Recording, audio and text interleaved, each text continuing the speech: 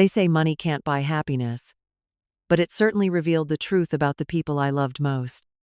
At 72, I learned that sometimes the most generous thing you can do is stop giving. My name is Eleanor Vance, and for most of my life, I believed that love meant sacrifice. When my husband Thomas passed 5 years ago, he left me wealthy and with a legacy I was determined to honor.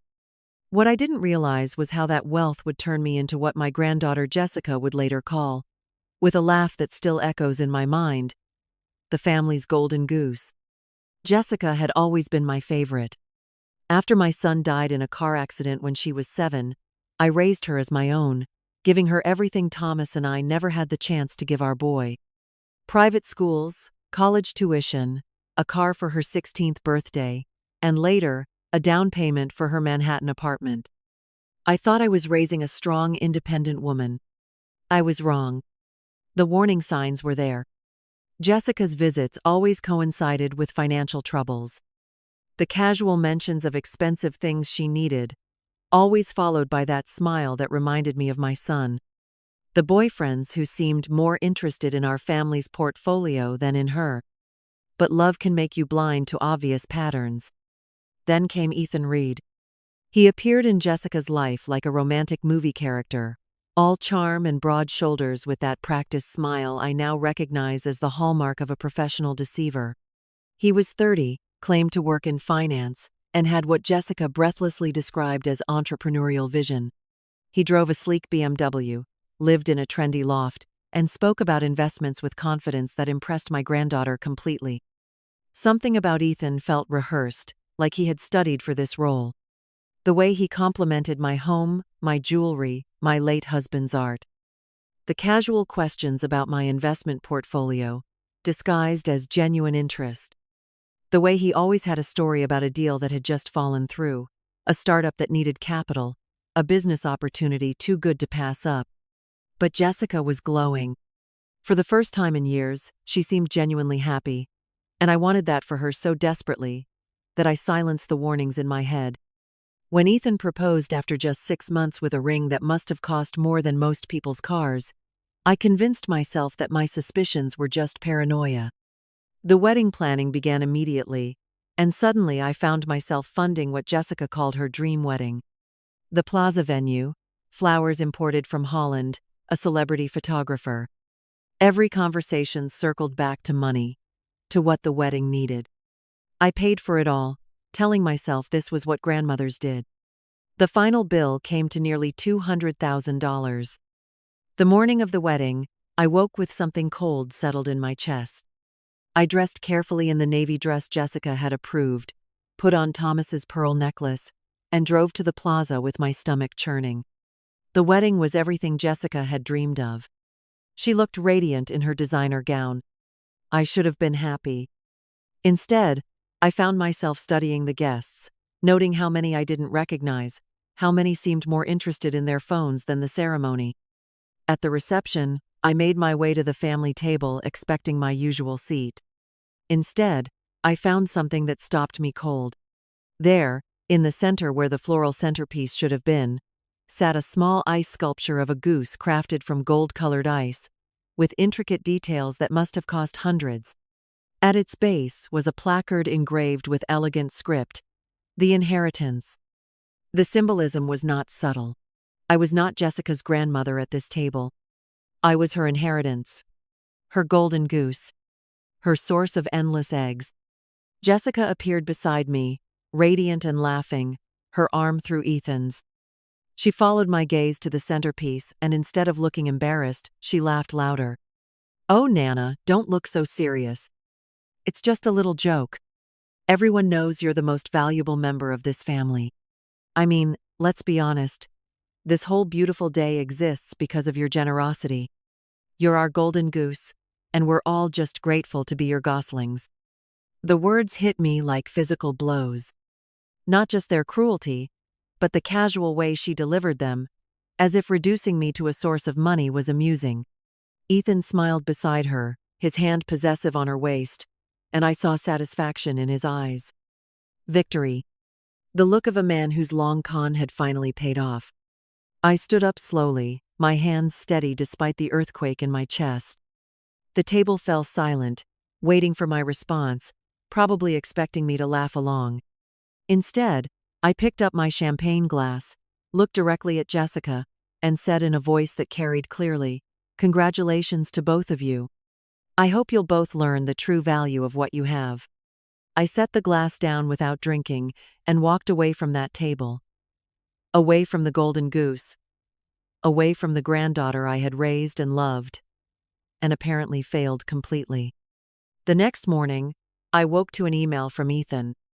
The subject line read, "Wedding balance," and the message was brief. He had attached an invoice for $80,000, representing remaining wedding expenses. The tone was casual, almost friendly, as if he were doing me a favor.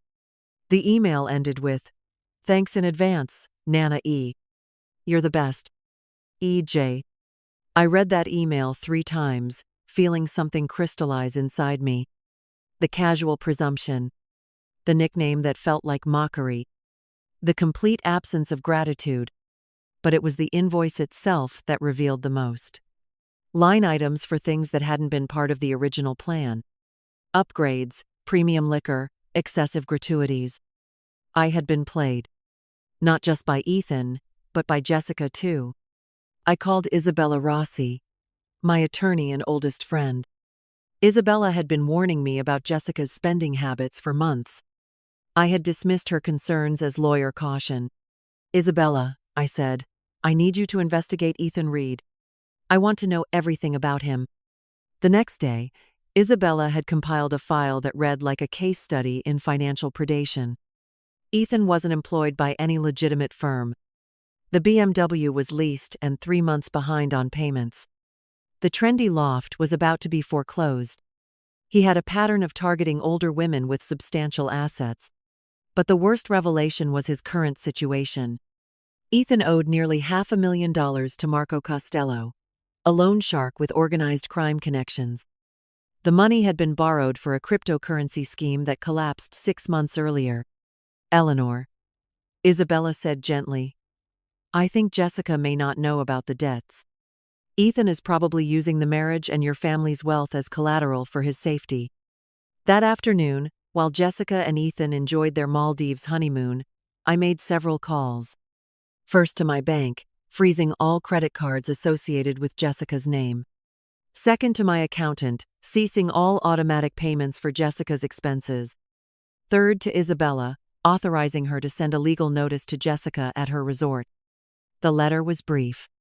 It informed Jessica that all financial support from Eleanor Vance would cease immediately and permanently. It included bank statements showing nearly $800,000 in support over 5 years and detailed wedding expenses exceeding $200,000. 3 days later, my phone rang at 6 in the morning. Jessica's voice was shrill and panicked. "Nana, what is this? Our credit cards aren't working. The hotel is saying there's a problem with payment." I had rehearsed this conversation dozens of times, but hearing her voice was harder than expected. "I received Ethan's invoice, Jessica. And I've learned interesting things about your husband's financial situation. It's time we had an honest conversation about what this marriage really is." Ethan took over the phone, his voice smooth and conciliatory. "Mrs. Vance, I think there may be some misunderstandings. We're family now, and family works through problems together." "Mr. Reed," I said, letting ice creep into my voice, "I know about Marco Costello. I know about the $500,000 you owe him. I know about your pattern of targeting wealthy families. We are not family. This conversation is over." What I didn't expect was for them to return early and show up at my house that evening. Through the intercom, I could hear Jessica shouting, demanding entry, her voice ragged with desperation. "Jessica," I said calmly, "if you want to have a conversation, we can do it through this system. But you will not be admitted to my property." "Nana, this is insane. We're family. You can't cut us off because of some stupid joke." Even now, she was minimizing what had happened, reducing it to a misunderstanding rather than acknowledging the deeper cruelty. "The centerpiece didn't offend me, Jessica. It revealed the truth about how you see me. How you've always seen me. Ethan's voice came through, the smooth charm gone. Look, old woman, I don't know what lies people have been telling you, but if you keep playing games with our finances, there could be consequences. Jessica's my wife now, which makes you my family too, whether you like it or not. The threat was subtle but unmistakable. The gates will not be opening, I said firmly. This conversation is over. The next morning, Isabella arranged what she called a family conference at her law office. Jessica and Ethan arrived looking haggard. What they didn't expect was to find Detective Morrison and Detective Chen from the NYPD's Financial Crimes Unit waiting, along with Marco Costello himself. When Ethan saw Marco, his composure cracked completely. Jessica looked confused and frightened. Isabella addressed the room with 30 years of legal authority. We're here to discuss several related issues. First, Mr. Reed, you are facing potential criminal charges for marriage fraud and financial elder abuse. She placed a thick file before the detectives. Second, Mrs. Hayes, you have been the victim of a sophisticated confidence scheme. And third, Mr. Costello, Mrs. Vance has a proposition for you. I stood up, feeling calmer than I had in weeks. Mr. Costello, Ethan Reed owes you money he cannot pay. I'm prepared to settle his debt for 50 cents on the dollar, $250,000, in exchange for your cooperation with law enforcement regarding his other fraudulent activities. Marco studied me with intelligent eyes. Mrs. Vance, you would have made an excellent businesswoman. I accept your terms. He pulled out a thick folder, placing it before Detective Morrison. Everything you need is in there. Reed has been running this con for 3 years. Jessica looked at Ethan with disgust and betrayal. How much of it was lies? How much of everything you told me was lies? When Ethan couldn't answer, Jessica turned to Isabella. What do I need to do? Isabella slid an annulment petition across the table. Jessica signed without hesitation. As they led Ethan away in handcuffs, he looked back with pure hatred. You'll regret this, you spoiled little bitch. You have no idea how to survive without someone taking care of you. After the others left, Jessica and I sat alone. She looked smaller, diminished. I'm sorry, Nana, she said finally. I never meant for things to go this far. I believe you didn't know about his criminal activities, I said carefully. But Jessica, you did know that you had been treating me like a bank account rather than a person. She flushed and looked down. The golden goose was my idea. I thought it was funny. I thought you'd be proud of being so important. When was the last time you called just to talk? When did you last ask about my health, my feelings? When did you last visit without needing money? The silence stretched as she struggled to remember. I turned you into someone I don't recognize, I said. Someone who sees people as resources. And I did that by never requiring you to give anything back. Jessica started crying. What happens now? I don't have a job anymore. I don't have money saved. I don't even know how much my rent costs. For a moment, every instinct told me to reach for my checkbook. Instead, I stood up. Then you'll learn. You'll get a job, find a cheaper apartment, figure out budgeting. You'll discover you're stronger than you think. I walked to the door, then turned back. When you're ready to have a relationship based on something other than money, call me. Not before. The months that followed were difficult. I had expected to feel vindicated but mostly felt sad. Sad for the relationship lost, for years spent enabling behavior that hurt us both. I heard through friends that Jessica found a job at a small marketing firm, moved in with a roommate in Queens, was learning to cook and struggling but managing. Instead of reaching out, I focused on other things. Volunteering at a literacy center, taking art classes, traveling to visit neglected friends. I spent time with my nephew Leo, Jessica's cousin, completing his medical residency. Leo reminded me what healthy family relationships felt like. 8 months later, Jessica called. Hi, Nana. I was wondering if we could talk. Not about money. Just talk. We met for coffee in Queens. Jessica looked different. She had cut her hair into a practical bob, wore jeans instead of designer clothes. Looked tired but more real than she had in years. "You look good," I said, and meant it. "I look broke," she said, almost smiling. "But I've learned a lot about myself." She talked about her job, the satisfaction of earning her own paycheck. Her roommate, a teacher working 2 jobs who was teaching Jessica practical skills. Her discovery that she enjoyed cooking and was stronger than she'd imagined. "I owe you an apology," she said finally. "Not just for the wedding or taking advantage of your generosity. I owe you an apology for never seeing you as a complete person. You were my safety net, my source of funding, but never just my grandmother who might have her own needs or dreams."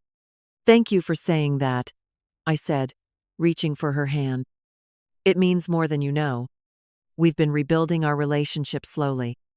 Jessica calls every Sunday, and we talk about our lives, our thoughts, our observations. She's dating a teacher she met through her roommate, talking about him with new maturity. Last week, Leo graduated from his residency. I hosted a celebration dinner, and Jessica was there, bringing flowers from her community garden and a homemade cake that was slightly lopsided but delicious. Watching Leo and Jessica talking and laughing, I realized I had finally learned the difference between being loved for what I could provide and being loved for who I am. The inheritance I'm planning to leave isn't just money. It's the knowledge that real love requires courage, that boundaries are acts of love, and that the most generous thing you can do is help someone discover their own strength. They say you can't teach an old dog new tricks, but I'm living proof that old dogs can learn to bite back when necessary.